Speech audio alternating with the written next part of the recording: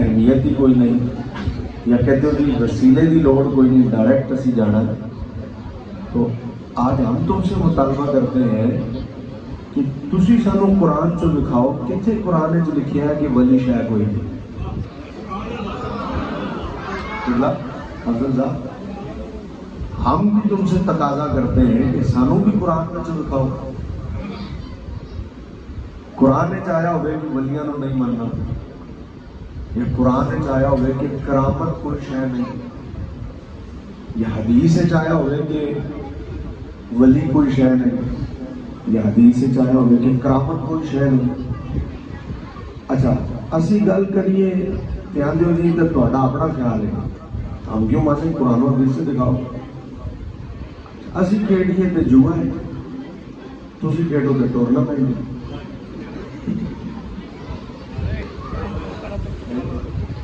اسی کھیڈیے تے جوا ہے، تسی آپ کھیڈو تے ٹورنامنٹ۔ یعنی اسی کم کریے تے قرآن و حدیث چو لکھاؤ، تے تہاڈی واری آئے تے ابھی جی میں تو ولیوں کو نہیں مانتا، تو بھائی تو کون ہے؟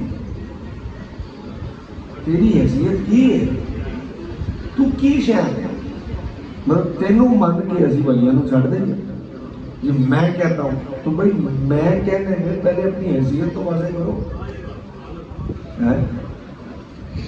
جو یہ کہہ سکتے تھے نا میں کہتا ہوں، جو یہ کہہ سکتے، جنہیں جچتا تھا یہ کہنا کہ میں کہتا ہوں، انہوں نے ولیوں کی تعریف کی ہے۔ جنہیں میں جچتی تھی نا انہوں نے ولیوں کا مقام بیان کیا۔ میں وہ کرے جو میں کے قابل ہو۔ بھئی تیری حیثیت کیا ہے؟ کیا پندی کا شروع؟ میرے بابا جی امیر المجاہدین علامہ خادم حسین رضوی رحمۃ اللہ تعالیٰ فرمایا کرتے تھے کہ ذات کی کون گلی شتیرہ نہ چپے۔ بھئی تم ہو کون؟ حیثیت کیا ہے؟ کیا وہ تم کی جی میں نہیں مانتا تو ہم تمہاری وجہ سے ولیوں کو چھوڑ دیں؟ جی میں نہیں مانتا تو بھئی اس میں پہ تمہارا معیار کیا ہے؟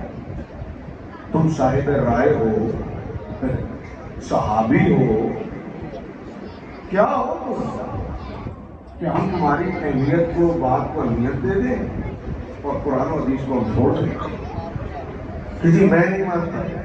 تو میں تو کوئی دلیل نہیں۔